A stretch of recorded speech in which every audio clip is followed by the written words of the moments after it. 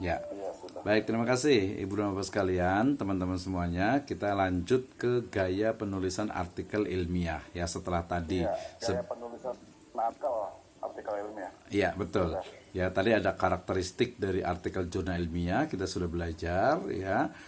Jadi Iya, tentang bagaimana sudah. penulisannya, kemudian bagaimana harus ada permasalahan, academic problem, ada problem solvingnya, dia harus original gitu ya, terkait dengan berbagai bidang disiplin ilmu. Nah, sekarang kita akan bicara tentang gaya penulisan artikel ilmiah. Jadi dalam artikel ilmiah, yang namanya ilmiah ini nanti konteksnya luas ya, bukan hanya dari sisi paradigma, tetapi dari sisi teknis ya. Jadi ilmiah itu biasanya dia menggunakan bahasa yang ejaan yang disempurnakan sekarang ini ya. Jadi adanya subjek di awal, kemudian predikat, kemudian objek, ini menjadi hal yang sangat penting. Dan ini biasanya juga berlaku untuk penulisan skripsi, tesis, dan juga disertasi ya. Kemudian juga ada paralelisme ya. Artinya kalimat itu harus selaras. Ini yang agak sedikit detail, agak sedikit deep ya.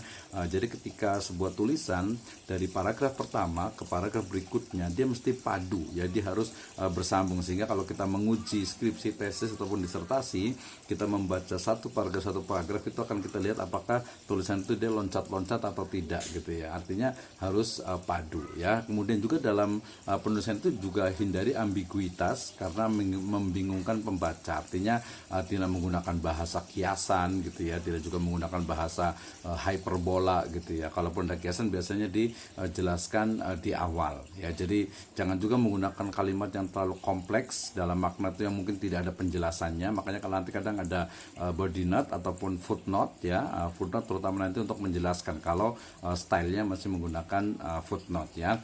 Nah, kalimatnya itu juga harus lugas ya, dan hindari juga biasanya menggunakan kalimat penunjuk diri ya, misalnya saya, aku ya, biasa lebih kepada penulis gitu ya, author gitu ya, writer dan sebagainya, pokoknya penulis lah gitu ya. Kemudian dalam menyusun paragraf yang memiliki kepaduan, jadi dia paragraf itu dia harus padu, harus kohesi ya.